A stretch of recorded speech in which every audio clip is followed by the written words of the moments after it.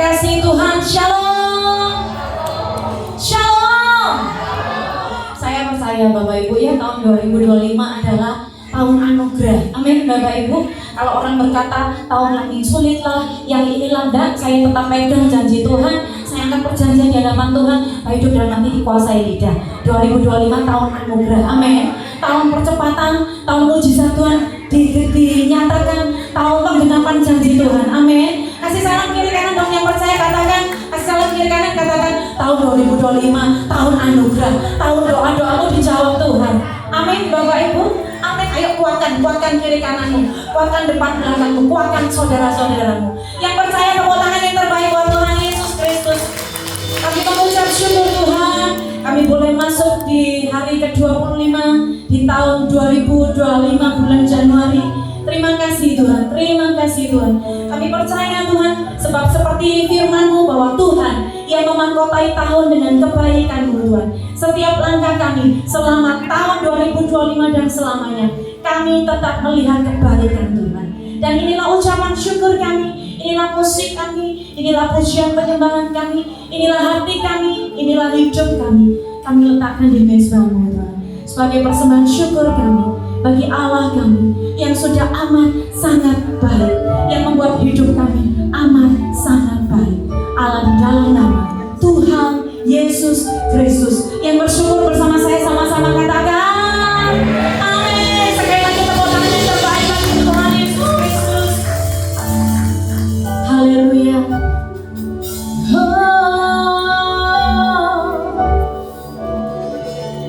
Sama-sama katakan, jalanku tak terselami oleh setiap hati kami, namun satu hal ku percaya,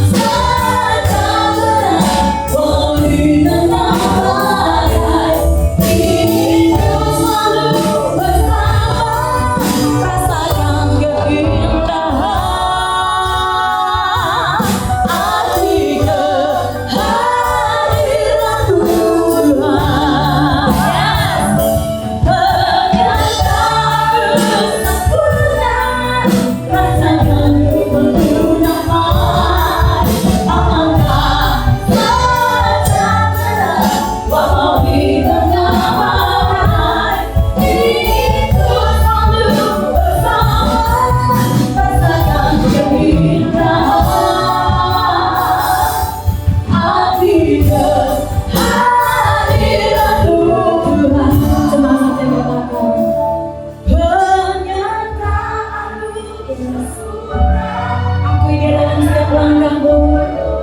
Biarlah dia meluruskan setiap jalan-jalan kita. Sampai setiap jalan kita sedetik dengan langkahnya Tuhan. Kita sedetak dengan jantungnya Tuhan. Dan setiap kita bersaut-sautan dengan kerajaan surga.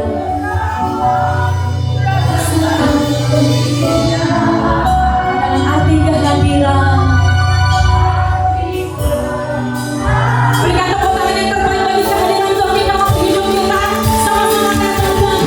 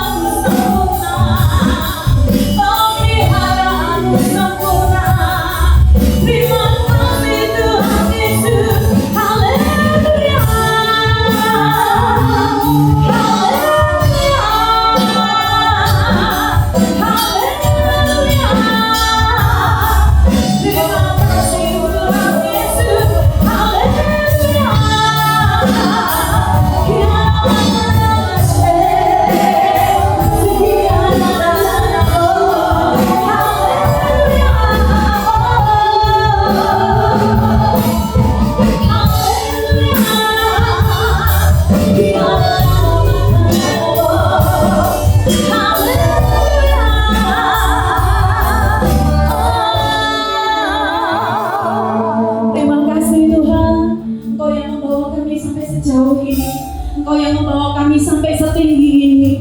Terima kasih untuk semua kasih karunia-Mu Tuhan. Terima kasih Tuhan Yesus. Kaulah pengharapanku, padamu ku percaya, walau tiada dasar bagiku untuk berharap, imanku takkan luruh, bahkan semakin teguh saat ku memuliakan nama-Mu. Cuma saja katakan, Kaulah pengharapanku Tuhan, Kaulah pengharapan. Yes. Hanya Engkau pengharapan kami Tuhan. Sebab kami percaya pengharapan kami di dalam Tuhan tidak akan pernah mengecewakan. Bagiku untuk berharap, iman kami tidak akan luruh. Yes. Bahkan semakin teguh. Pengharapan kami di dalam Tuhan Yesus Kristus semakin kuat dan semakin teguh. Sebab Tuhan sendiri adalah kekuatan kami. Berikan tepuk tangan bagi pengharapan kita Tuhan Yesus. Kaulah pengharapanku, padamu ku percaya, walau tidak ada dasar bagiku untuk berharap, imanku takkan luruh, bahkan semakin teguh saat ku memuliakan nama-Mu.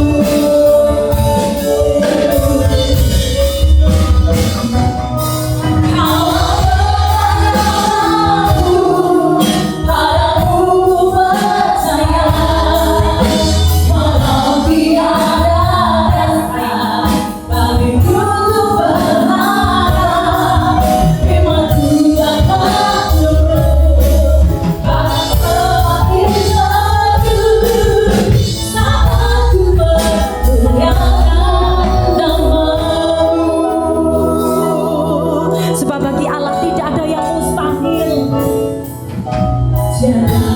mustahil dan tiada yang suka bagimu Tuhan dan bagiku yang percaya.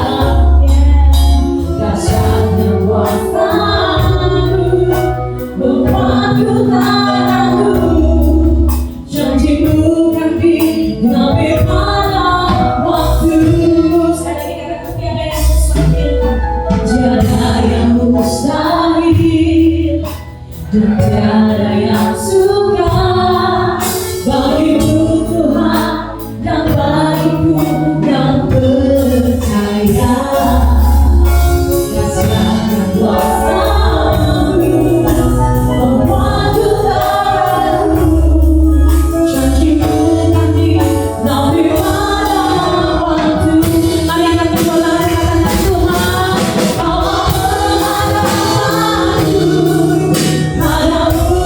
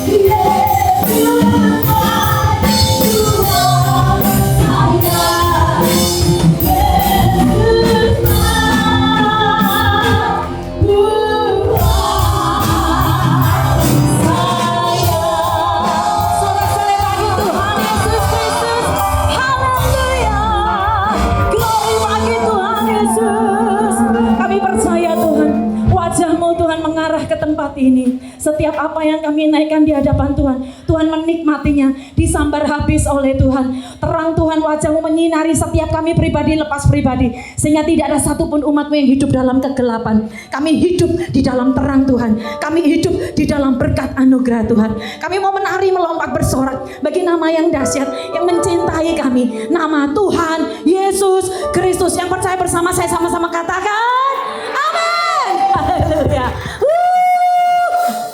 Haleluya. Menari bagi Tuhan ya Bapak Ibu. Hey, hey, hey. Kalau di situ sempit, maju juga boleh. Boleh ya Pak ya? Panitianya mana? Boleh ya Pak? Maju di depan. Kalau di situ sempit, maju ya Bapak Ibu. Come on.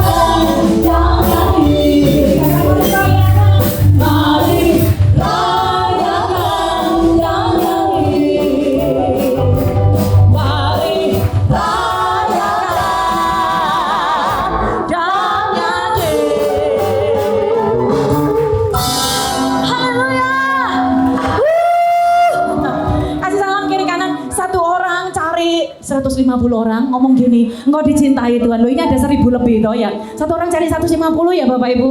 Bilang engkau dicintai Tuhan, engkau disayangi Tuhan, engkau ada dalam rancangan Tuhan yang sempurna. Haleluya. Haleluya. Saya percaya umat PD Morgan, umat yang berharap pada kasih setia Tuhan, umat yang gandol Gusti. Sama-sama ya kita pujikan. Gandol Gusti, gandol Gusti, gandol Gusti. Sapatino, Rino gandol Gusti.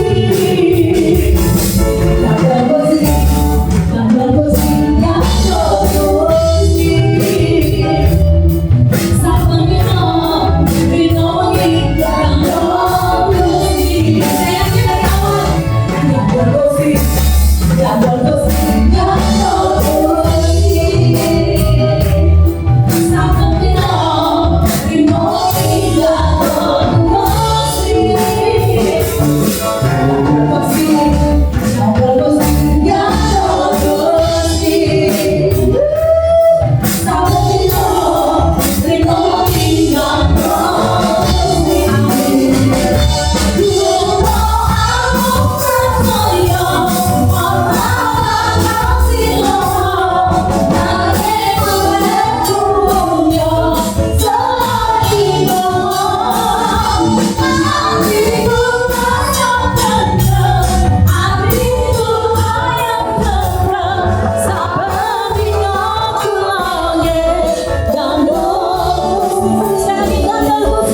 gandol Gusti.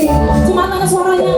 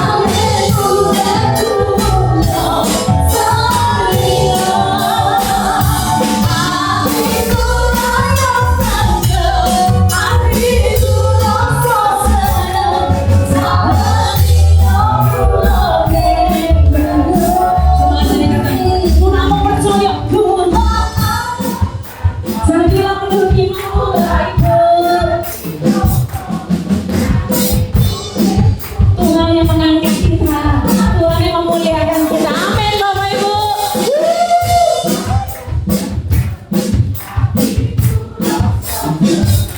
Sabadino, lebih lagi ya, keren.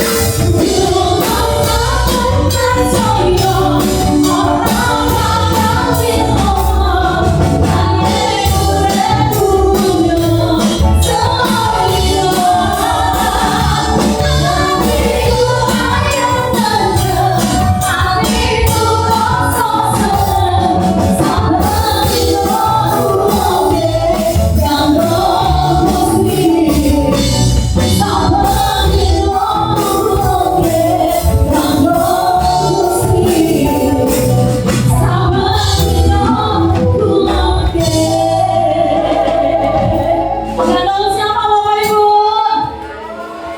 Bener loh ya, jangan gandol tabungan lu Bapak Ibu ya. Sebab mata uang itu naik turunnya nggak jelas. Jangan gandol pada pimpinanmu karena pimpinanmu juga manusia biasa. Jangan gandol sama gembalamu karena beliau juga manusia biasa. Jangan gandol pada manusia. Gandol siapa? Gandol, gandol, gandol Gusti.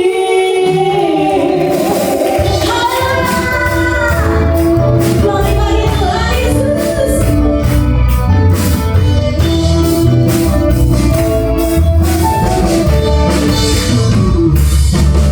Haleluya. Sebelum saudara duduk, ingatkan sekelilingmu kiri kanan katakan, gandol Gusti sungguhan lo ya, sungguhan lo ya.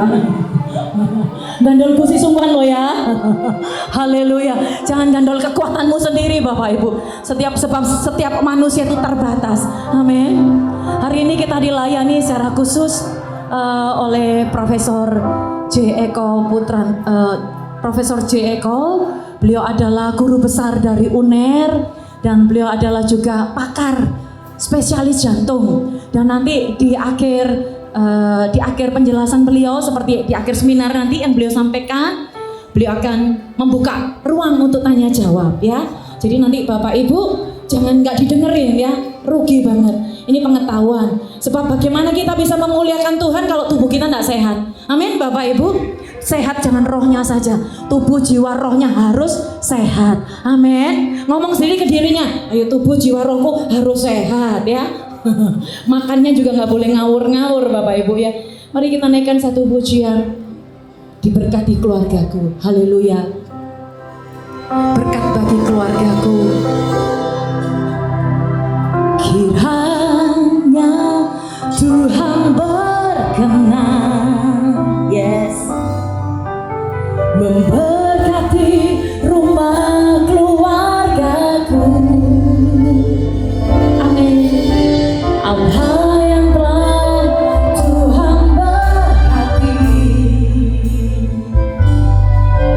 diberkatilah untuk selamanya. Sekali dikatakan, kiranya Tuhan berkenan, kiranya Tuhan berkenan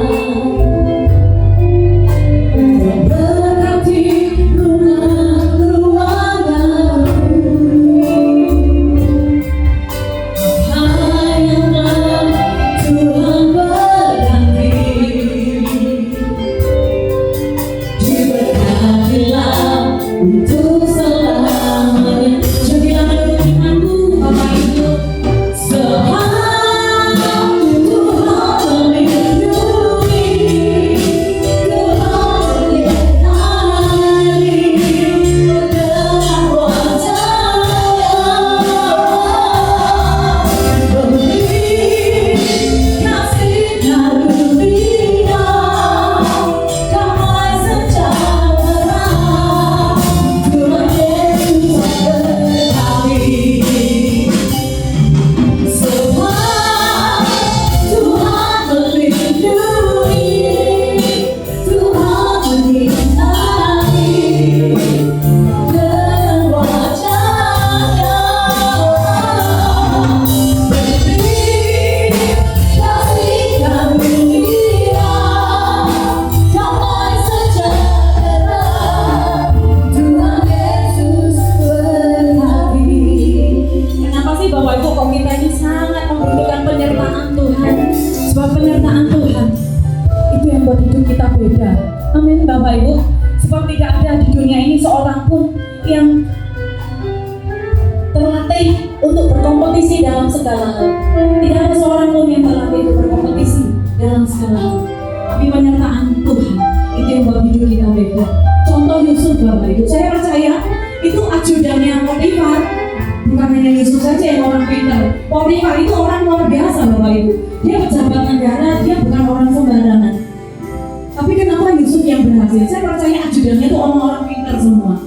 Tapi Yusuf yang berhasil. Di Alkitab dituliskan sebab Yusuf disertai Tuhan. Sebab Tuhan menyertai Yusuf. Amin Bapak Ibu. Sebab itu minta penyertaan Tuhan atas setiap kita. Sama-sama katakan, sebab Tuhan melindungi, Tuhan menyertai.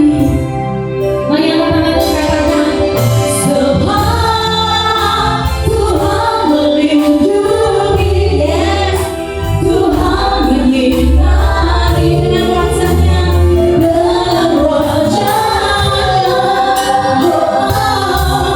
beri kasih karunia, damai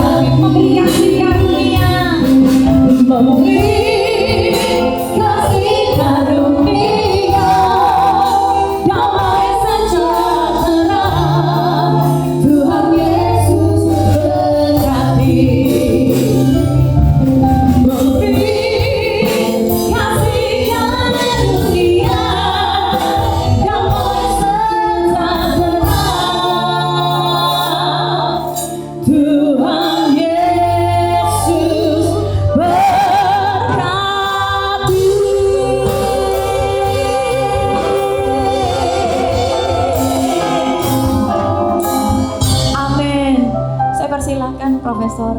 Silakan Profesor.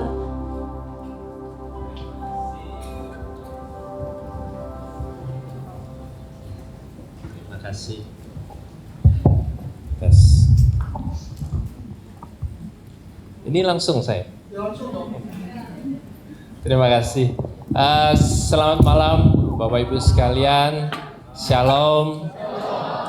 Dan Tuhan memberkati. Tadi saya lagunya luar biasa ya. Sebab apa? Tuhan melindungi tadi. Luar biasa.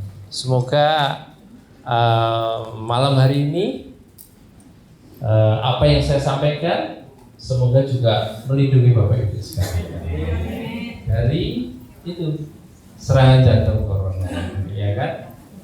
Oke, terima kasih. Pertama-tama saya diberikan kesempatan untuk bicara di depan Bapak Ibu sekalian pada malam hari ini, ya, dalam persekutuan doa malam hari ini. Dan luar biasa, saya sangat bahagia dan terhormat dapat diundang di hadapan Bapak Ibu sekalian. Apalagi bicara saya ini setelah acara berdoa, tentunya ini roh-roh Tuhan masih ada di sini semua, memberkati kita semua, dan juga semoga memberkati saya juga. Oke. Mungkin perlu mengenalkan sedikit saya ya. Nama saya itu sudah ada, namanya Yohanes Nugroho ya. Ya, mungkin ada beberapa ibu yang sudah pernah mendengar. Ya, saya dokter jantung ya, dokter jantung. Kebetulan saya sebagai seorang dosen juga, seorang guru, seorang peneliti di di Universitas Erlangga, dan bekerja mendidik para asisten, calon spesialis jantung, calon dokter umum di Rumah Sakit Dr. Sutomo. Dan tentu di bidang saya adalah di bidang jantung. Dan pada malam ini saya akan bicara khusus tentang bagaimana kita mencegah terhadap serangan jantung koroner. Oke, kita mulai. Saya ada pointer atau tidak ada? Ada pointer ya? Tidak ada. Oke. Kalau ada pointer, langsung dilihat aja di sini ya. Jadi kalau kita lihat ini jantung koroner, apa sih yang disebut jantung koroner? Bapak Ibu mungkin masih asing istilah jantung koroner, tapi Bapak Ibu sudah familiar dengan penyakit ini. Kenapa? Penyakit ini banyak diderita oleh orang-orang di sekitar kita, ya, baik yang muda, setengah tua, atau yang sudah tua. Nah, kalau kita melihat kenyataannya ini ya, penyakit jantung koroner merupakan pembunuh nomor 1 di Indonesia. Jadi saat ini memang menjadi suatu masalah. Kadang-kadang kalau orang dikatakan meninggal mendadak, mau main sepeda atau habis olahraga jalan-jalan, atau sedang tidur enak-enak, tiba-tiba meninggal. Nah, ini adalah biasanya jantung koroner. Kalau kita lihat setelah itu, yang kedua adalah sakit stroke. Nah, sakit stroke ini juga merupakan yang nomor 2. Terus yang kemudian nomor 3 itu TBC. Nah, ini batuk-batuk, awas hati-hati itu TBC. Yang berikutnya adalah diabetes mellitus atau disebut kencing manis. Kalau mulut manis gimana? Terus kemudian yang lain adalah kecelakaan dan lain-lain. Oke, slide berikutnya. Faktanya bagaimana? Bukan hanya di Indonesia, faktanya penyakit jantung koroner di dunia adalah merupakan penyebab kematian nomor 1. Ya. Terus kemudian bayangkan setiap 2 detik ada yang meninggal karena jantung koroner atau stroke. Baru ngomong tek ada yang meninggal. Tek meninggal. Tadi ada yang berdoa, ada yang bernyanyi, sudah berapa orang yang meninggal tadi? Setiap 2 detik. Bayangkan. Ya, mungkin Tuhan itu memberikan keseimbangan mungkin ya. Ada yang lahir, masa tidak ada yang meninggal? Dunianya penuh dong ya. Oke. Jadi kemudian adalah 1 dari 10 orang di Indonesia meninggal karena penyakit jantung koroner ya. Nah, terus kemudian kita tahu saat ini pemerintah mempunyai fasilitas kesehatan atau asuransi BPJS. Siapa yang punya BPJS di sini? Semua punya BPJS, wajib kan begitu kan? Dan BPJS ini ternyata pengeluaran yang terbesar adalah untuk penyakit jantung koroner. Bayangkan, Bapak Ibu pernah dengar ring, namanya ring? Harga ring berapa itu?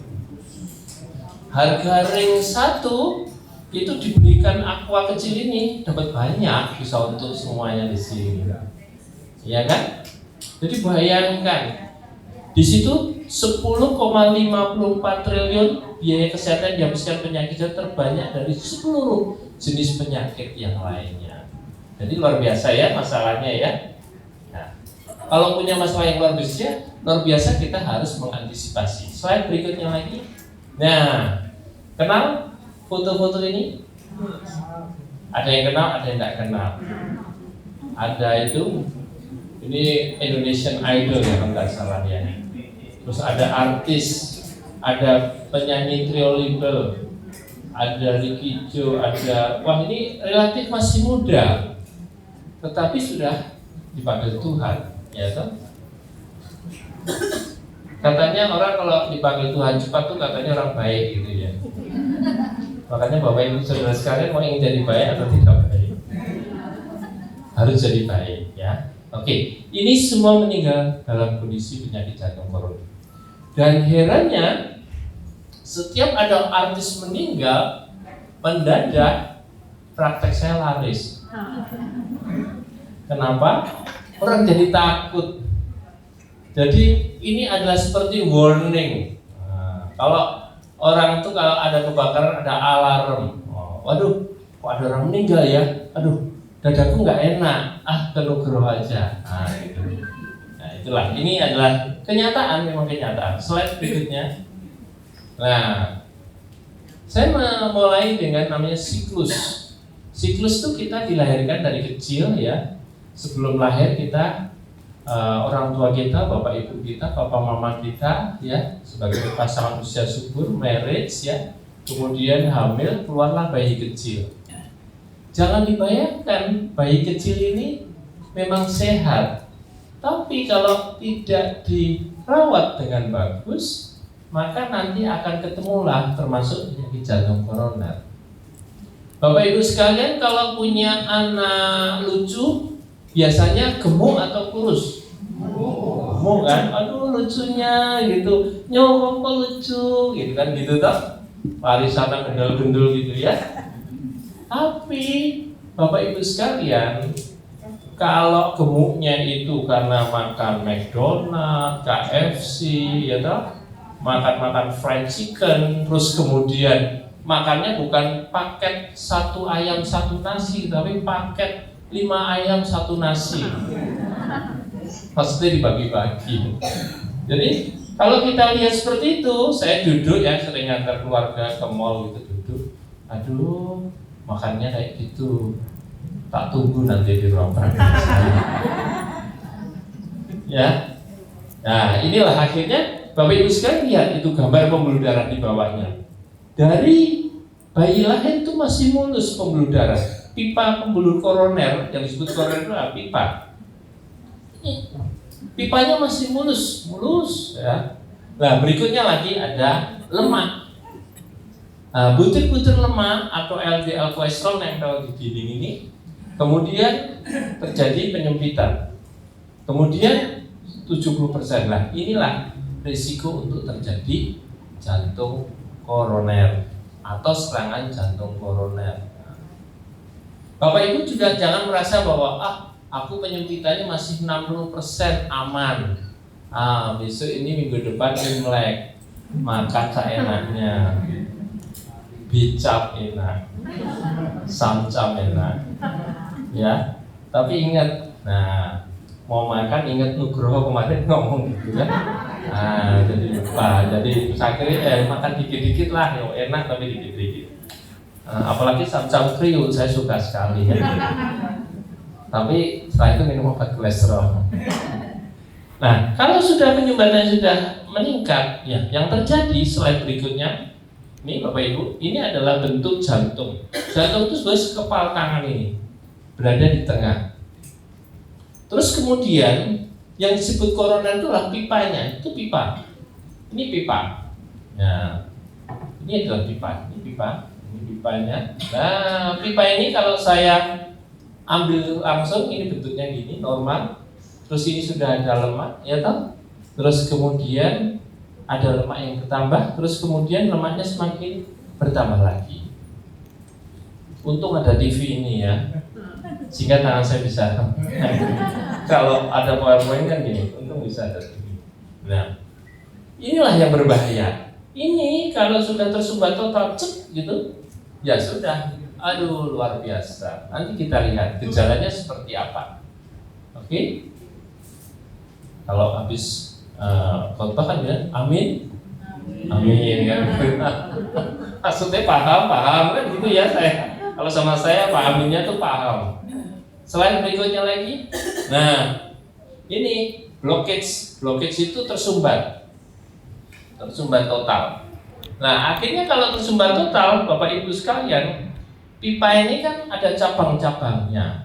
Maka aliran darah yang berada di cabang itu berhenti semuanya, kayak sungai gitu ya, sungai cus gitu, sungainya buntu cus gitu, maka cabang-cabang sungai tadi yang mengaliri sawah-sawah akhirnya tidak ada aliran lagi. Lama-lama sawahnya kering, lama-lama jantungnya rusak. Inilah rusaknya. Ini kalau buntu di sini, berarti rusaknya di sini. Ini sudah separuh dari organ jantung, luar biasa ya. Oke, slide. Nah, orang bisa seperti itu apa saja? Pasien itu tanya, dok penyebabnya apa sih dok? Nah, kan gitu biasanya. Nah, sebetulnya bukan istilah penyebab, tapi faktor-faktor yang mempunyai risiko terhadap penyakit jantung koroner. Faktornya apa saja? Ini tadi. Ada faktor yang bisa dirubah, ada yang tidak dirubah. Yang tidak dirubah umur. Nah, tambah umur tadi, atau pipa di rumah kita kalau tambah umur tambah bergerak. Terus jenis kelamin. Nah, jenis kelamin ini adalah wanita selama masih menstruasi dia masih dilindungi. Tapi laki-laki, nah, tidak punya hormon menstruasi. Kalau punya hormon menstruasi, jadilah gemulai. Nah, akhirnya karena ada hormon estrogen, maka wanita ini masih dilindungi selama menstruasi. Tapi walaupun demikian, tetap masih ada risiko, tapi kecil. Karena apa? Kalau dia gemuk, ada genetik dan lain-lain, terus ada faktor seperti merokok dan lain-lain, tetap walaupun masih menstruasi bisa serangan jantung. Nah, yang berikutnya adalah keturunan. Keturunan itu begini. Papanya meninggal mendadak di usia 40 tahun. Tidak diketahui penyebabnya. Maka hati-hati anak laki-lakinya. Karena nanti di usia 20-30 dia sudah mulai ada sakit jantung koroner. Ya. Ini saya tidak nakut-nakuti loh. Ini nanti terus gara-gara Nugroho ngomong gini, bapakku 40 tahun meninggal, kayak aku sakit jantung koroner. Ya. Ini hanya jadi warning aja, ini contoh. Terus kemudian kalau wanita meninggal di usia yang relatif lebih muda, misalnya 50 tahun sudah meninggal mamanya, berarti kemungkinan itu adalah genetik. Nah, itulah untuk membedakan genetik atau tidak. Itu tidak bisa dirubah.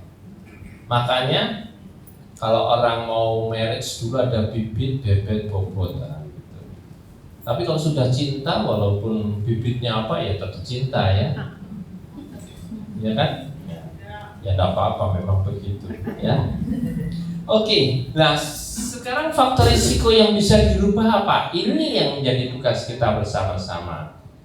Satu, ini contohnya merokok. Siapa yang merokok? Tidak usah tunjuk tangan. Dislipidemia, kolesterolnya tinggi, ya siapa ya, dalam hatinya aja. Darah tinggi, diabetes, kurang aktivitas fisik, berat badan yang lebih atau obesitas, diet yang tidak sehat, stres, konsumsi alkohol yang berlebihan. Nah, ini adalah faktor-faktor yang sebetulnya bisa kita ubah. Kalau Bapak Ibu semua terpapar dengan faktor risiko ini, detik ini bertobatlah. Ini kayak pendeta aja bertobatlah. Ya bertobat itu maksudnya sadar gitu loh. Sadar kalau berisiko ya. Maka Bapak Ibu sekalian kalau ada hal seperti itu, pola hidup harus diperbaiki. Oke, slide berikutnya lagi. Nah, ini yang unik. Sekarang itu orang sakit jantung koroner usianya lebih muda. Apa benar? Ya. Kemarin ada di depan rumah saya juga gitu, mau main sepeda, katanya biasa main sepeda, tapi baru mau main sepeda ditemukan meninggal. Sempat viral di WA, mungkin sudah ada yang tahu, karena saudaranya orang terkenal, masih muda 47 tahun. Ya kan? Nah, inilah usia muda ini. Nah, pada orang usia muda ini, kalau Bapak Ibu sekalian, ini seringkali keluhannya bagaimana? Yaitu nyeri dada, sesak nafas, mual, keringat dingin, lemas ya. Terus tiba-tiba blek. Terus kemudian faktor risikonya apa? Pola hidup yang tidak sehat, pola makan tidak sehat, obesitas, stres. Ya, kadang-kadang kalau kita melihat kita ini sudah berusaha untuk hidup yang sehat, tapi kok masih bisa terkena. Nah, inilah yang juga kadang-kadang. Biasanya saya ini check up rutin, kok bisa kena? Seringkali gitu. Sudah berdoa rutin juga, tapi kok tetap terkena gitu loh. Ya mungkin karena dia orang baik, mau cepat dipanggil sama guru. Enggak. Oke, jadi ini adalah kondisi pada orang muda dan ini cukup lumayan banyak, ya. Jadi orang muda ini cukup lumayan banyak. Slide berikutnya lagi. Nah, gejalanya gimana? Nah, ini gejala ini penting sekali supaya Bapak Ibu sekalian selalu yang ditanyakan, gejalanya gimana sih dok? Kok bisa sakit jantung itu kayak apa? Nah, ini jantung berdebar-debar, nah, atau dikenal palpitasi, deg-degan, ya toh? Terus kemudian dada seperti remas-remas, ampek berat. Terus ada rasa mual. Oh, mungkin dia itu bukan jantung, sakit emah. Nah, masyarakat kita senang kali didiagnosa emah, gitu kan. Terus ada lagi yang pintar masyarakat awam itu, dia enggak sakit jantung, emahnya nyerang jantung. Padahal organ mah itu letak di mana, organ jantung di mana, gak ada hubungan sama sekali. Itu hanya WA. Jadi orang memang sakit mah dengan sakit jantung itu kebetulan gejalanya sama, mirip, tapi sistemnya berbeda. Jadi tidak ada sakit mah nyerang jantung. Paham ya? Oke. Terus kemudian keluhannya memang mual muntah. Nah, kemudian sesak nafas yang disertai dengan keringat dingin, rasa lemah, jantung deg-degan, bahkan pingsan. Nah, ini sudah fase lebih lanjut. Ya. Terus kemudian tadi keringat dingin sudah lah. Bapak Ibu sekalian lihat ada orang tua tadi itu, orang tua di pojokan itu. Ya. Itu khas sekali pencetus untuk terjadi serangan jantung. Satu, dia di daerah salju kan, itu hawanya dingin. Saya dulu waktu sekolah di China, itu pada kebetulan waktu itu saya di bulan Desember, November, Desember, Januari di situ itu hawanya dingin. Desember itu sudah ada salju di situ, dingin sekali. Disitulah karena saya waktu itu sekolah untuk tindakan pasang ring kata-kata, di situ pasiennya tambah banyak sekali. Jadi orang yang sebetulnya tidak apa-apa di hawa yang hangat, di musim winter itu dingin, henleng, akhirnya usuh fungsi dilihat buntu.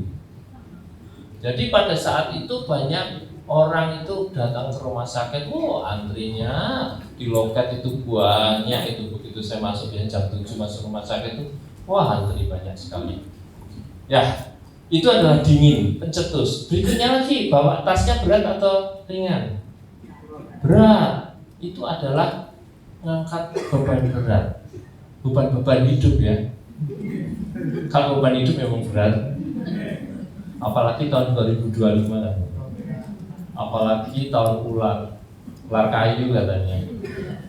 Ya, nggak tahu sih, itu tergantung sionya ya, sio apa. Kebetulan sio saya beruntung tahun ini, katanya rezekinya banyak. Rezeki diundang di ini itu. Oke, itu lihat bebannya tinggi, itu ngangkat beban, itu memberikan rasa tidak nyaman.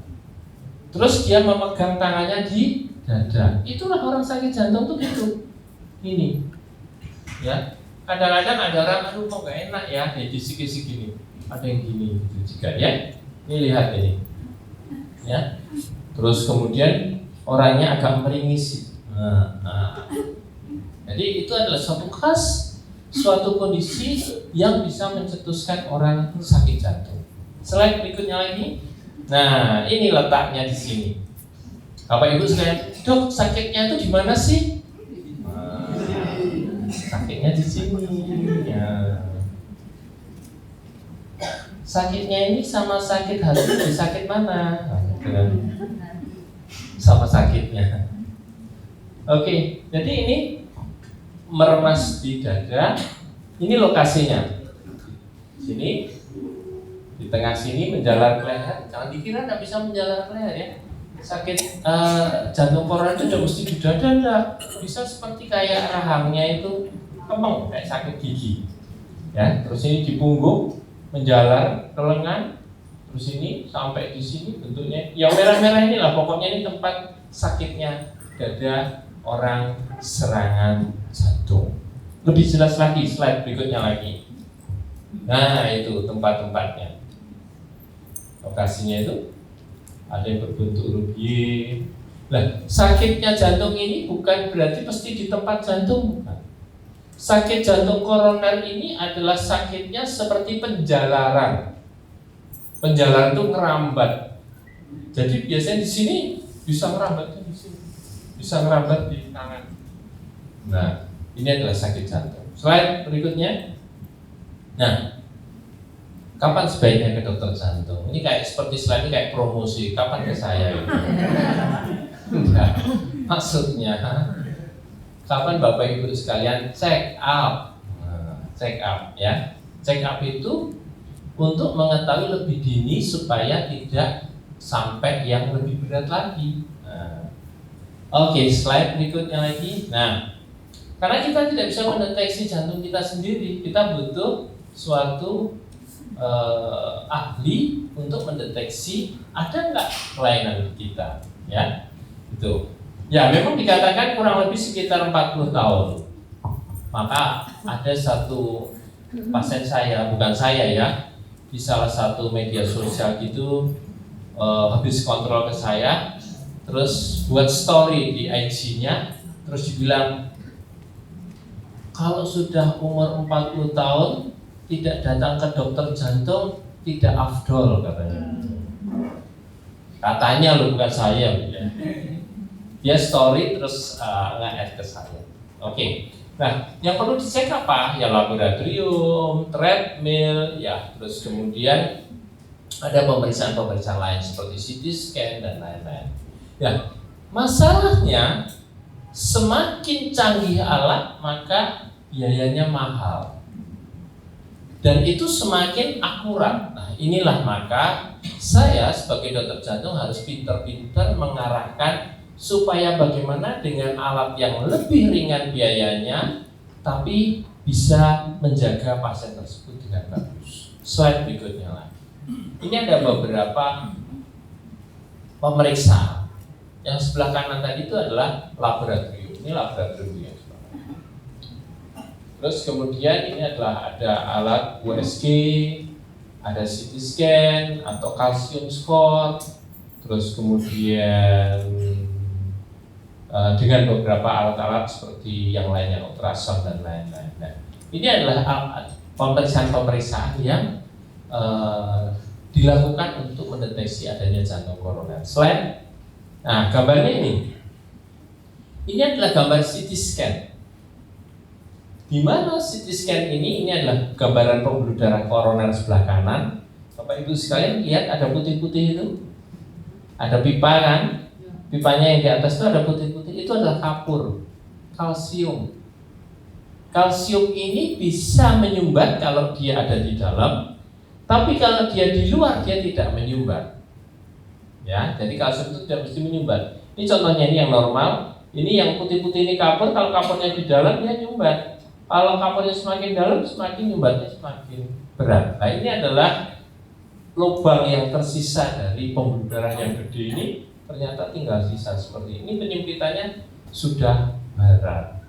Ya. Slide berikutnya lagi. Nah, ini selain plak atau kerak tadi itu berkapur, tapi kerak itu ada yang berlemak. Ini contohnya. Nah, ini hitam-hitam ini. Ini yang putih ini adalah gambar pipa pembuluh koroner. Yang hitam ini adalah gambar lemak. Lemak yang memberikan efek penyumbatan ke pipa pembuluh koroner tadi. Ya, jadi ini kapur, ya, ini kapur plus lemak. Nah, kalau ini lemak saja, kalau itu kapur lemak, ini kapur saja. Jadi penyempitan itu ada yang kapur, ada yang lemak. Slide berikutnya lagi. Nah, kalau ini hasil kateter. Normalnya gimana? Ini normalnya kayak gini. Yang tidak normal ini sudah mau putus ini, ya. Ini seringkali lokasi yang seringkali terjadi. Kayak tadi pagi saya melakukan suatu tindakan pun ada salah satu seorang ibu umur 52 tahun juga terjadi penyumbatan di sini. Nah, ini, ya. Ini sebelum dilakukan tindakan. Penyempitannya 90%. Slide. Nah, ini contoh. Nah, ini adalah tindakannya. Seringkali Bapak Ibu sekalian, dibalon pembuluh darahnya, kan gitu. Nah, kalau dibalon itu lemak tadi yang nyumbat tadi itu, yang hitam tadi itu kawat itu. Kawat itu seperti selembar rambut gini. Loh, kawat itu nyogrok ya dong, ya enggak. Kalau nyogrok enggak ada orang mau. Ya, dia seperti rambut. Kita bentuk gini, melungker gini. Jadi dia begitu kena dinding dia akan kan mengikuti dinding pembuluh darah. Nah, di sini ini kawat ini menjadi relnya balon, terus dibalon. Setelah dibalon dia kebuka gini. Ya. Slide berikutnya lagi. Nah, setelah kebuka ini dipasang ring. Ini adalah ring. Kecil ringnya, tapi mahal. Nah, inilah luar biasa ya. Makanya Bapak Ibu sekalian harus menyayangi jantungnya, ya. Biasanya judul saya itu bukan awas jantungnya, tapi sayangilah jantung Anda sebetulnya. Karena ini ring ini mahal, maka kita harus menyayangi pembuluh darah kita dengan pola hidup yang sehat. Jadi ini adalah ring. Ring ini fungsinya apa? Lemak yang sudah disisihkan tadi itu bisa menyumbat kembali. Ini kan karet ya. Kalau sudah ditiup ini kan dia akan mengkerep lagi.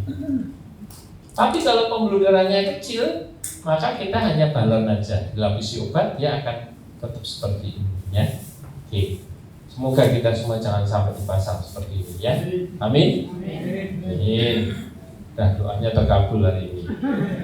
Oke, slide berikutnya lagi. Nah, Bapak Ibu, sekarang ini katanya nggak perlu dipasang ring. Hanya dilakukan apa Bapak Ibu? Dibor nih, ini bor nih, bornya. Nah, kan gitu. Katanya sekarang di sana di Jungkol sana itu dibor, nggak dipasang ring loh. Saya belajarnya di sana kok. Ya tahu ya, bor ada, ring ya ada, balon ya ada. Kan. Bor ini fungsinya untuk apa? Kalau dia itu keraknya itu kapur di balon, balonnya yang meletus. Bayangkan kapur yang gericik-gericik itu ditiup balon, balonnya yang meletus. Makanya kerak yang berkapur tadi itu harus dibor. Bornya itu dari diamond, jadi dengan kekerasan yang yang kuat sekali. Nah, tapi setelah dibor, terus dibalon lagi. Nah, setelah dibalon, ya di-ring. Jadi tetap bor itu bukan berarti menjamin tidak pasang ring, tidak. Dan di tempat saya bekerja di Rumah Sakit Dr. Sutomo, bor itu sudah lama, sejak tahun 2003 sudah ada bor di sana. Bukan sekarang aja. Ya, jadi bor ini saya luruskan bahwa ini hanya untuk mengikis kerak yang berkapur. Kalau keraknya itu lemah, tidak perlu dibor. Kalau dibor malah pecah keraknya, malah serangan jantung. Jadi kalau keraknya lemah hanya dibalon aja, baru dipasang. Oke. Nah, berikutnya lagi. Nah, ini sebagai contoh.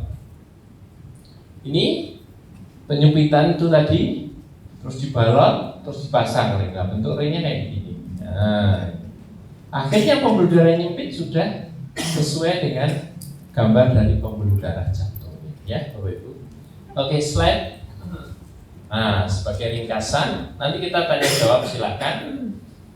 Kalau kita melihat bahwa apa yang kita alami dan kita lihat di sekitar kita tentang penyakit jantung koroner ini sebetulnya masih banyak.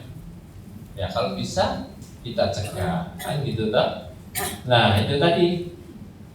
Bila tidak cepat dideteksi maka bisa serangan jantung, ya toh. Terus kemudian rubah gaya hidup kita. Yang dulunya makan yang enak-enak, tidak pernah mau olahraga, ya sekarang harus seimbang. Saya dengan pasien saya jarang mengatakan tidak boleh makan ini. Terus bagian saya itu kadang-kadang kalau jadi pasiennya saya ngomong, emangnya dokter tidak pernah makan kayak gitu? Itu namanya orang yang tidak konsisten. Saya akan memberikan penjelasan, boleh makan tapi tidak boleh terlalu banyak. Gitu ya, masih nawar. Kalau gitu saya boleh makan durian ya dok ya? Lah, emangnya durian sehat? Enak dokter lah gitu. Kalau saya melihat bahwa boleh makan sesuatu yang memang enak tapi tidak boleh terlalu berlebihan. Tapi kalau sudah kencing manis ya tidak boleh makan durian lah ya. Itu gulanya tinggi juga, ya toh. Samcam boleh, ya samcam boleh. Dokter aja makan, maksud saya bilang nggak boleh. Ya itu samcam krio itu saya paling suka. Nah, kalau makan seperti itu jangan terlalu banyak dan harus diimbangi dengan olahraga.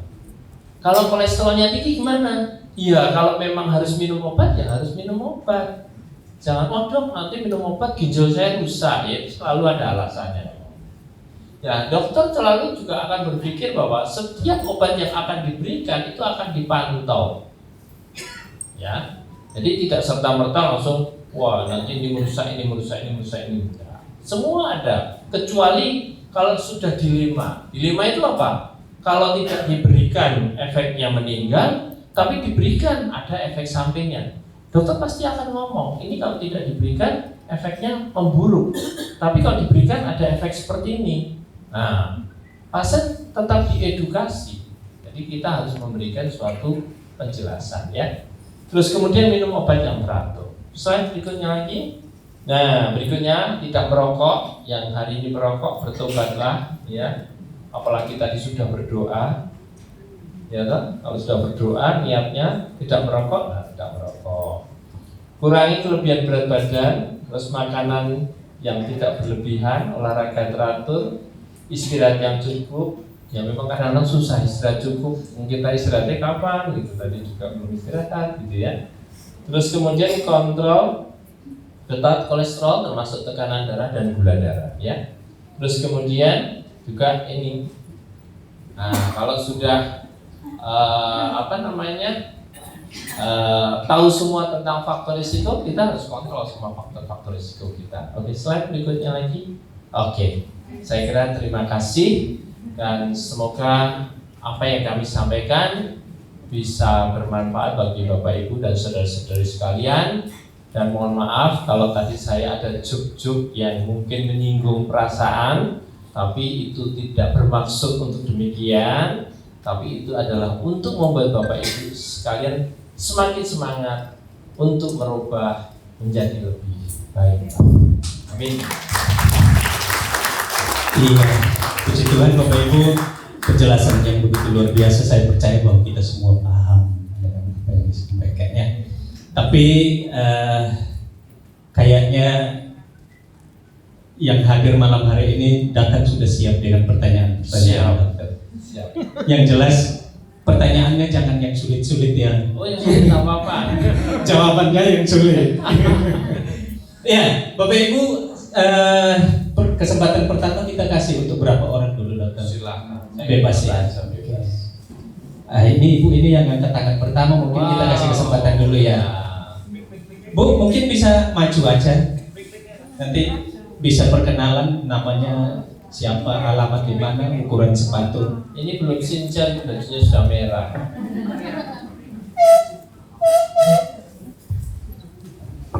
Nama Bapak ini. Singkat Ya, Bu. Malam. Selamat malam. Katanya kalau nggak di echo nggak bisa jelas. Oh, Katanya gitu ya. ya, Eko ya. Ya, Eko. Ya, Bapak Ibu sekalian, Eko itu bukan nama saya Johannes Nugroho Eko Putra, bukan Eko saya, bukan. Eko itu adalah USG jantung. Nah, USG jantung itu fungsinya untuk apa?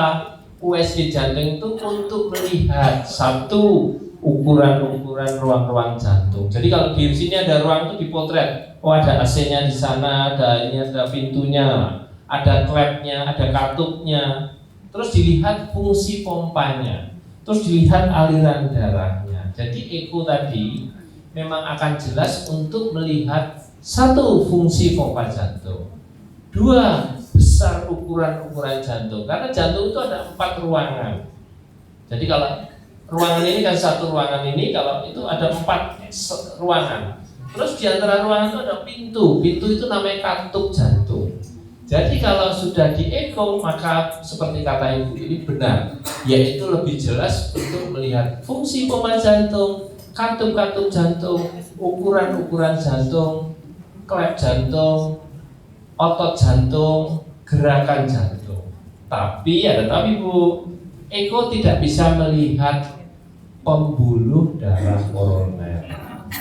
Jadi untuk melihat pembuluh darah koroner, kalau mau foto ada 2 alatnya. 1 CT scan, 2 kateterisasi. Terus yang kedua, Iya Bu. kalau jantung besar itu kenapa ya? Iya. Jadi tadi dari eko jantungnya membesar kan. Jantung membesar itu apa? Paling banyak itu karena hipertensi darah tinggi. Yang berikutnya lagi karena jantung koroner.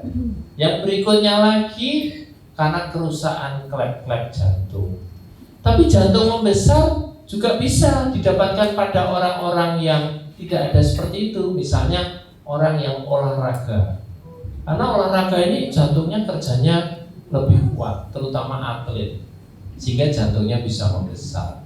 Yang berikutnya lagi, orang semakin tua memang jantungnya jadi lebih menebal, dan kalau difoto kesannya membesar, tapi belum tentu itu membesar, hanya kesannya seperti membesar.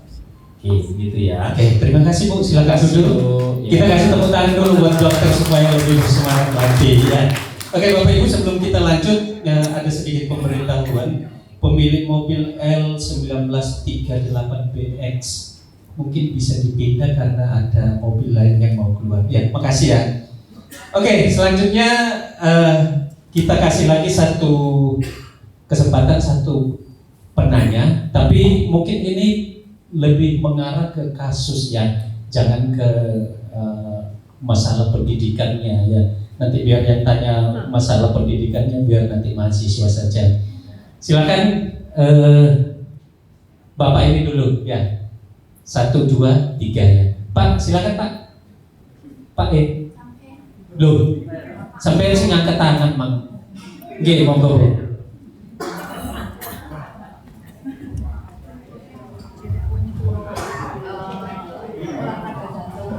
Olahraga jantung. Olahraga yang punya sakit jantung Iya. itu apa?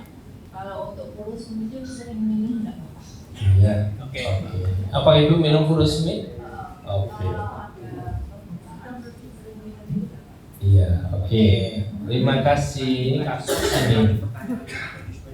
Oke, bisa lanjut lagi pertanyaan berikut atau oke. Silakan. Nomor 2 Pak. Sambil dirangkum. Ya dari situ aja boleh, nggak apa-apa. Nah,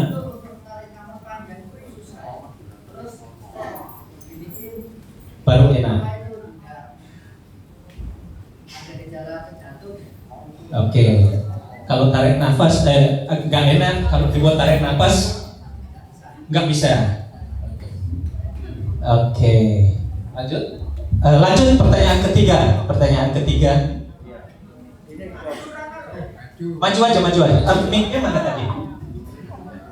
Iya. Mic-nya dibawa ke sana. Oke, lanjut. Ya dok, ini kan kebetulan ada salah satu teman saya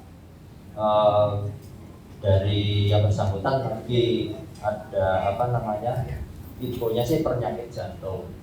Nah terus ini penyakitnya itu namanya aritmia, lebih tepatnya itu karena ada penyakit jantung supraventrikular tachycardia. Itu maksudnya gimana? Ya. Oke. Lanjut lagi. Satu lagi. Jadi kita siapkan 4 pertanyaan. Monggo Bapak, silakan. Ya, selamat malam Dokter Nugroho ya. Saya salah satu pasien. Terima kasih. Tahun 2021. Iya. Itu Dokter Nugroho luar biasa. Siap, terima kasih. Biasa tapi di luar. Mungkin umur saya bertambah karena dokter. Ya, Bapak. Karena dulu saya punya BPJS. Ya. Akhirnya saya nggak mau sebut namanya. Akhirnya tidak berfungsi. Nah, saya datang ke Dokter Nugroho, saya diberi jalan ke Erlangga. Ya. Nah, setelah dioperasi, nggak ada enakannya sampai sekarang. Cuma kadang-kadang sesak ini saya minum furosemid. Ya. Nah, furosemid itu boleh diminum malam apa-apa. Iya. Oke. Terus istri saya kadang kena lambung ya. Lambung, kenapa saya sesak? Jadi seperti geger gitu. Iya. Terus kena paru. Kena paru-paru katanya basah karena kena flu ya. Flu berkepanjangan, riaknya tidak bisa keluar. Riaknya tidak bisa keluar, akhirnya menyumbat jantung gitu. Iya. Nah, itu aja, tolong Ya. terima kasih. Ya. Oke, saya rasa cukup ya Dokter. Ya. 4 pertanyaan. Kita mulai dari Ibu yang pertama itu tadi. Kembali pertanyaan Senam jantung. Senam orang kalau sakit jantung itu senamnya apa? Gitu ya, Bu ya. Ya, jadi senam jantung itu adalah yang berfungsi baik untuk kesehatan jantung adalah yang bersifat aerobik. Aerobik itu bukan senam aerobik, bukan. Aerobik itu adalah olahraga yang banyak menghirup oksigen. Jalan itu kan banyak menghirup oksigen. Lari menghirup oksigen. Berenang menghirup oksigen. Terus treadmill itu menghirup oksigen. Senam juga iya. Tapi kalau olahraga main catur, nah itu kan main catur mengatakan ekstrimnya tadi itu. Tapi kalau sudah usia begitu berarti mungkin lebih pas jalan ya. Iya, jalan. Kalau lari kan kasihan, apalagi Surabaya. Ya, kan jalan pagi ya bisa. Sekarang banyak pasien-pasien saya ada grup di Galaxy, grup di mana itu Grand City, Koni, macam-macam grup ya. Jadi kenal semua saya jadinya. Oke, nggak apa-apa, itu bagus sekali grup yang komunitas itu karena sekaligus promosi saya. Enggak dia cerita, kamu kok sehat di mana? Ngobrol gitu, gak bercanda. Oke, saya sering bercanda gitu. Terus pertanyaan kedua. Furosemid, nah, sekaligus yang Bapak tadi. Furosemid itu boleh enggak gitu? Ya, furosemid itu fungsinya adalah mengeluarkan air yang ada di dalam tubuh. Ya tergantung kebutuhannya apa. Kalau jantungnya membesar, pompanya lemah, terus ada overload atau cairan yang berlebihan, ya dikeluarkan lewat furosemid. Aman enggak? Ya aman kalau dipantau oleh dokter.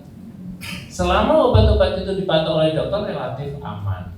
Dan diminumnya pagi atau siang. Ya kalau minum furosemid malam nanti susah tidur karena bolak-balik kencing ke toilet, ya toh? Apalagi kalau nggak ke toilet ngompol. Ya jangan, ya pagi aja Pak ya. Kalau minum furosemid pagi aja. Lah, tadi ada berhubungan juga dengan paru-paru. Orang dengan gagal jantung atau sesak nafas itu kadang-kadang bukan karena sakit paru-paru. Batuk-batuk itu bukan karena sakit paru-paru, tetapi dia sakit jantung membesar, terus kemudian cairannya overload, berlebihan masuk ke paru, terus batuk-batuk, malam hari nggak bisa tidur, senangnya tidurnya duduk di sofa, atau kalau malam hari gerabak-gerabak bangun tidur, terus kalau sudah jalan enak, itu namanya ada cairan yang berlebihan di paru-paru akibat jantung. Nah itu obatnya adalah furosemid dan sebaiknya diminum pagi hari, ya itu. Oke, terus berikutnya lagi tadi kalau tarik nafas sesak nggak? Nah kalau tarik nafas sesak ya tidak mesti jantung. Kalau sakit tarik nafas nggak enak itu bisa paru-paru atau di otot dada, tarik dadanya ya.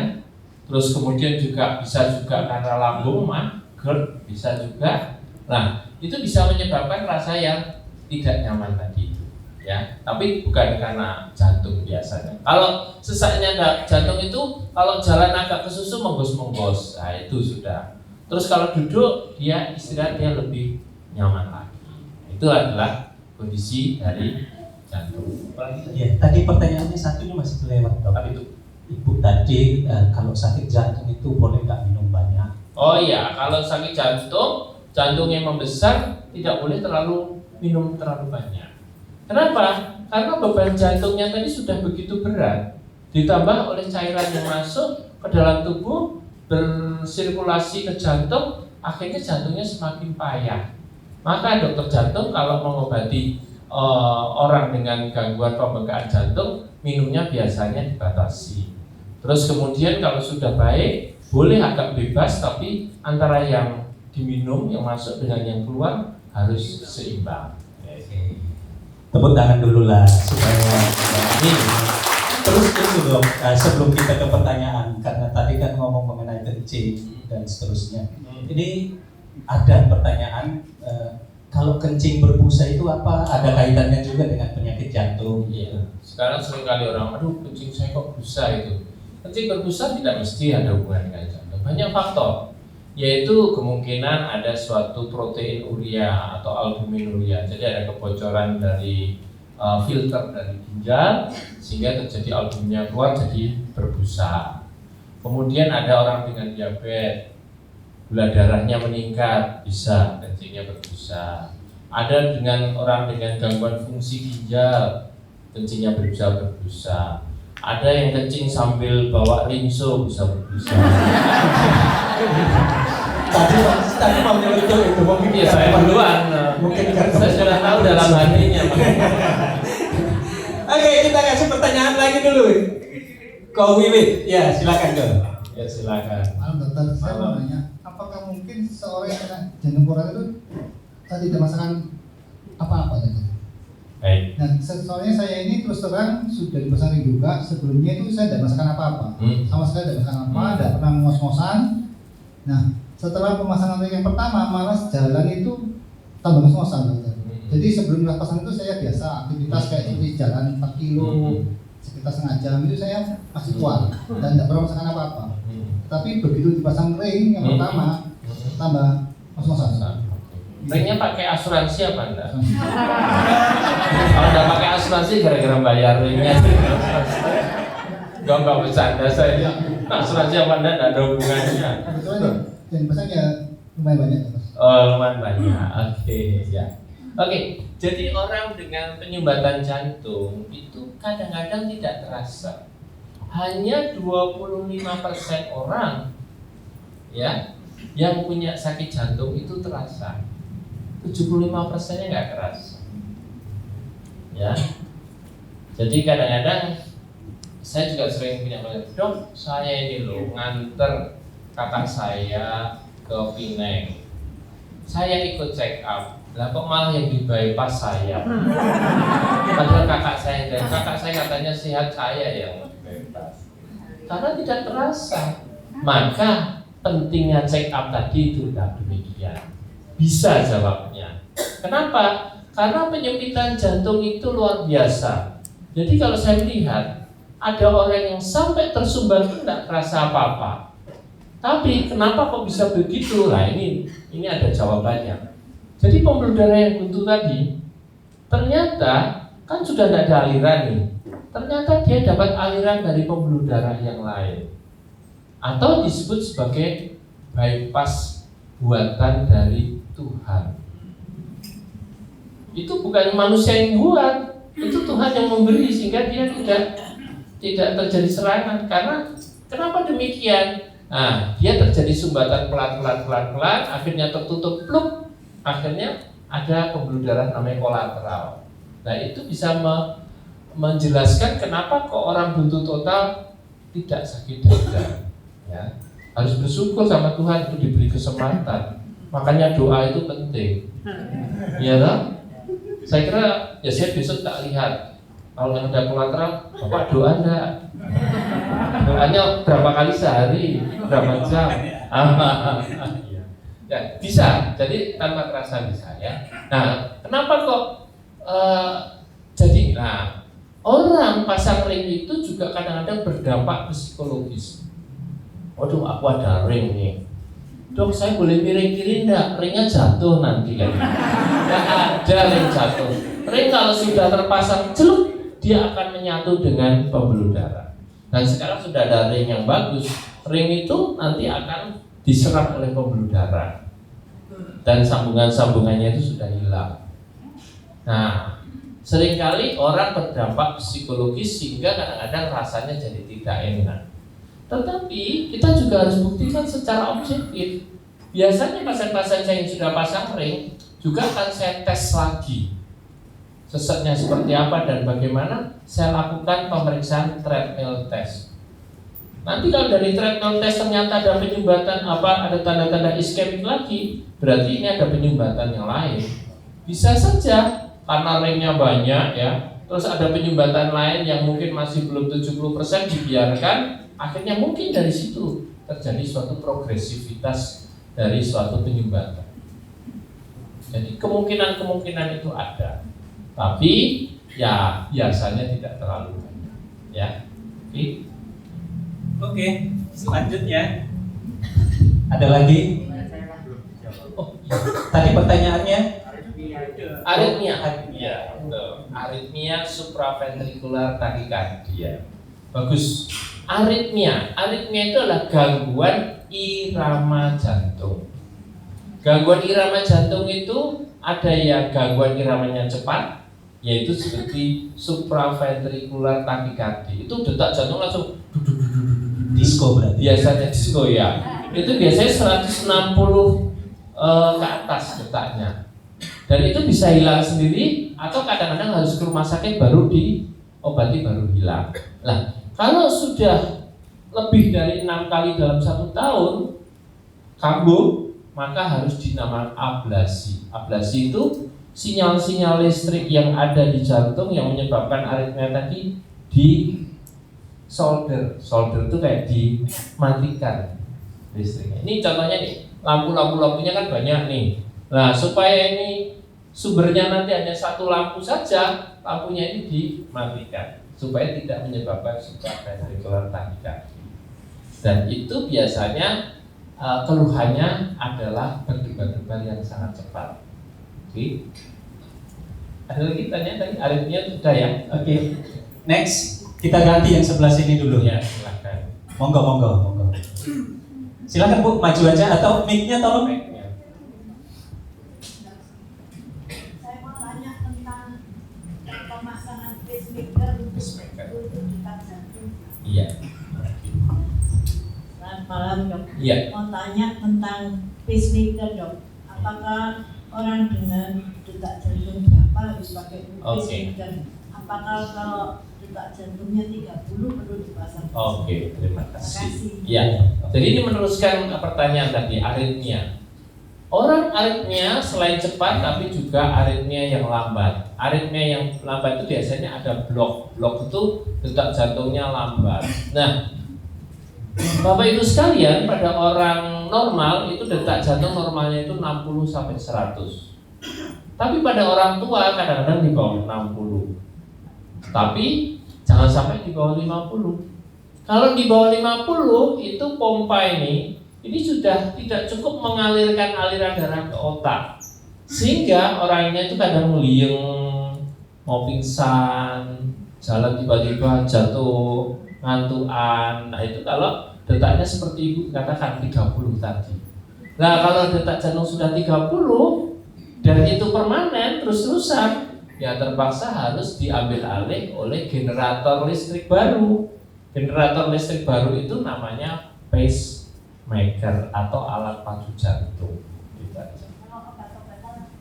Ya, obat-obatan. Saya memang kadang-kadang ada pasien itu kalau sudah pasang pacemaker, aduh enggak mau dok, takut saya, gitu kan gitu toh. Ya, kadang-kadang ada suatu kondisi di mana detak jantung lambat itu dengan vitamin, tapi sebetulnya itu ya membantu, tapi tidak menjadi suatu pengobatan yang definitif. Ya banyak. Biasanya saya berikan ubiquinol, diberikan obat-obat yang memacu jantung, ya. Tapi kalau diberikan obat-obatan seperti itu akan menjadi permanen, detaknya lambat atau AV block, ya sudah harus pasang alat pacu jantung, ya. Iya. Jadi mengenai obat-obat, mengenai resep nanti langsung ke dokter saja, nanti biar dibukakan resepnya ya dokter ya. Yang jelas di sini nggak buka resep ya. Oke, satu lagi. Malam dok. Ya sebentar di belakang sana dulu ya. Malam dok. Ya, Saya malam, Pak. pasien HD sudah 7 tahun. Yes. Tapi kalau saya jalan agak jauh pasti ngos-ngosan dok. Yes. Itu apa gejalanya dok? Yes, ya, oke. Tanggal tua atau tanggal muda jalannya? Semua tanggal kayaknya. Semua tanggal. Makanya selalu tanya, dokter selalu tanya. Dokter tuh orang yang nggak pinter. Pasien datang tanya, masalahnya apa gitu ya. Kalau dokter pinter nggak tanya, langsung ngobati. Oke, jadi kalau kita lihat orang yang sudah terbiasa hemodialisis itu ya memang seringkali juga didapatkan adanya satu tensinya sok naik turun kan gitu tak. Kadang tinggi ya, kadang HD tiba-tiba ngedrop kan gitu. Tapi kebanyakan orang hemodialisis itu biasanya pasien-pasien sebelumnya itu sudah mempunyai riwayat hipertensi ya, pada umumnya, tapi mungkin Bapak bisa saja tidak. Terus kemudian orang hipertensi menyebabkan jantungnya itu semakin lebih besar, menebal dan membesar.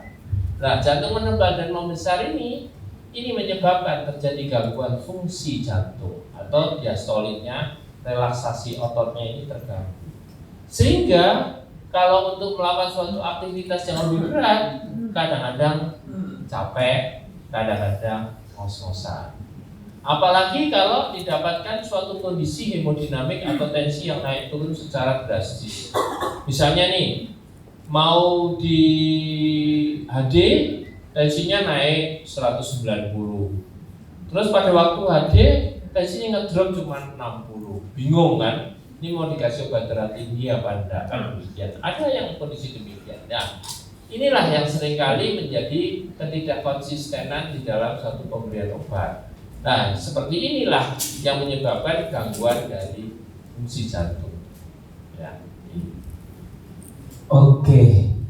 Ada lagi pertanyaan. Ibu tadi mau nanya, silakan Bu.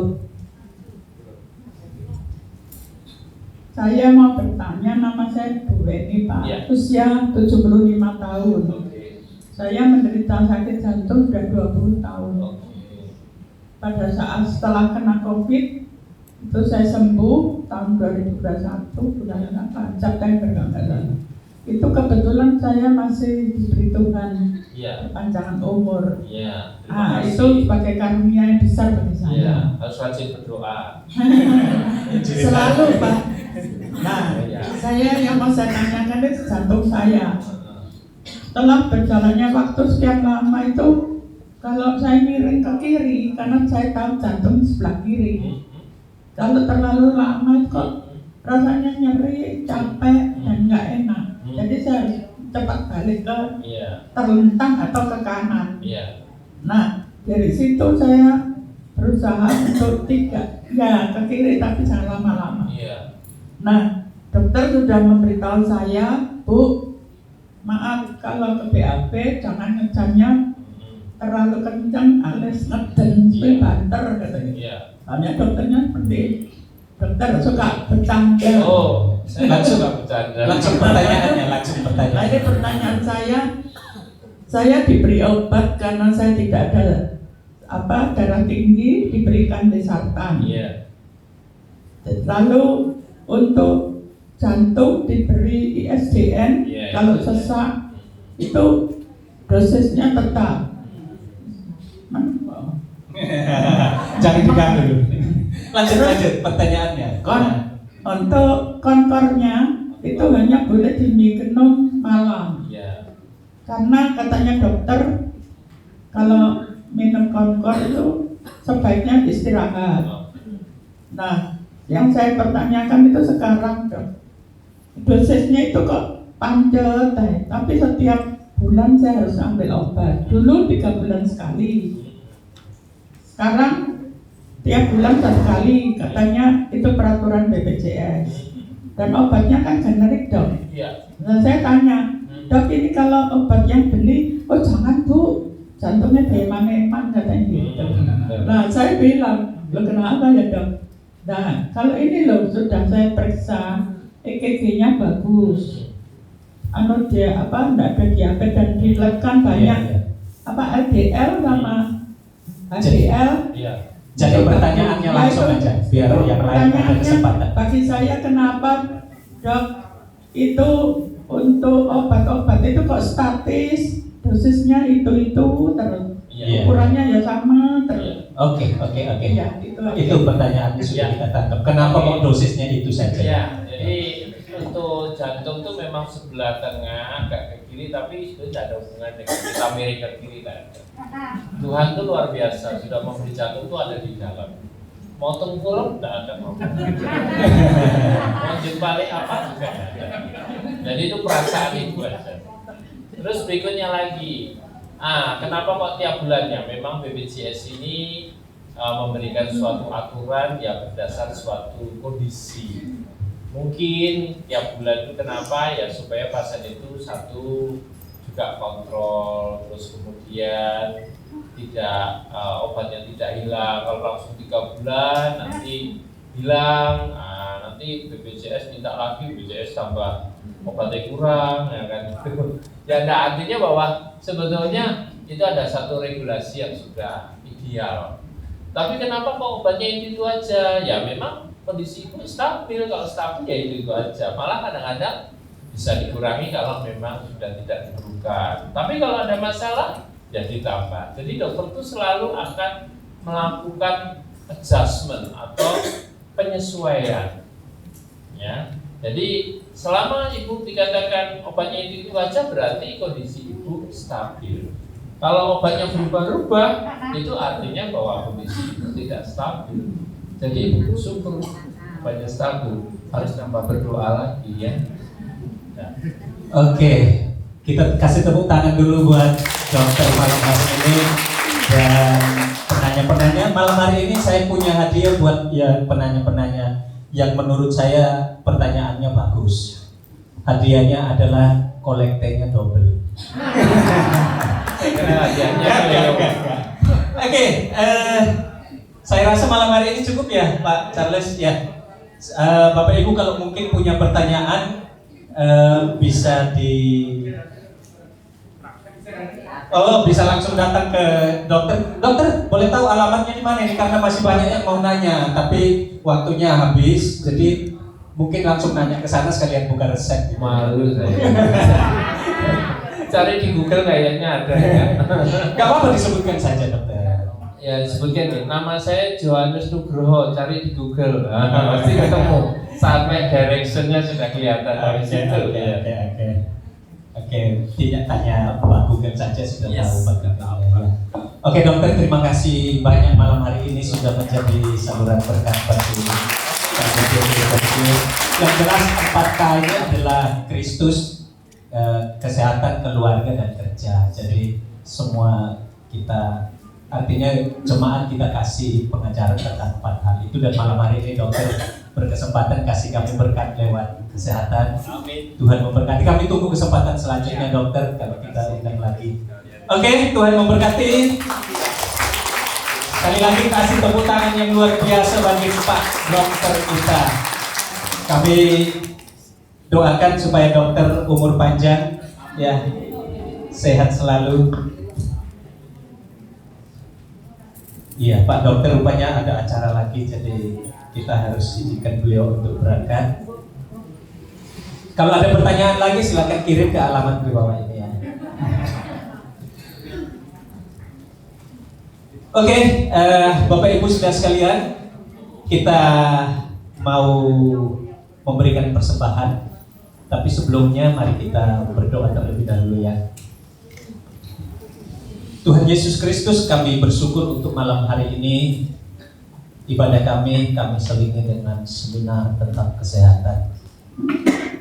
Tuhan, kami percaya bahwa apapun yang disampaikan malam hari ini dapat menginspirasi kami untuk kami boleh menjaga kesehatan tubuh ini, yaitu tubuh atau tempat di mana kami menyebutnya adalah bait Allah ini. Terima kasih Tuhan Yesus, dan memberkati Dr. Nugroho yang telah menyampaikannya bagi kami malam hari ini.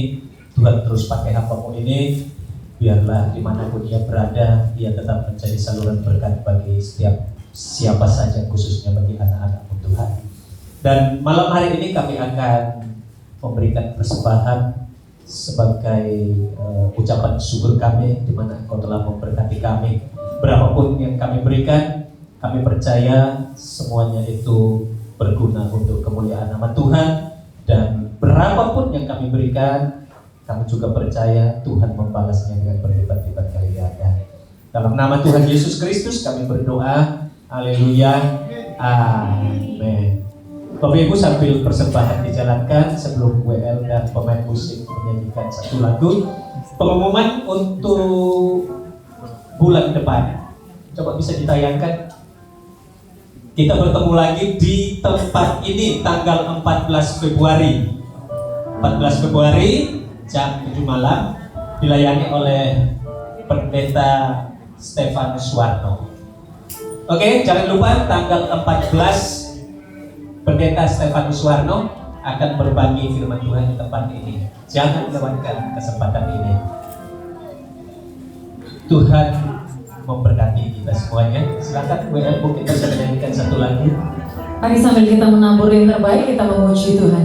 Kiranya Tuhan berkenan memberkati rumah keluargamu. Apa yang telah Tuhan berkati, diberkatilah untuk selamanya. Sekali lagi katakan, kiranya Tuhan berkenan, kiranya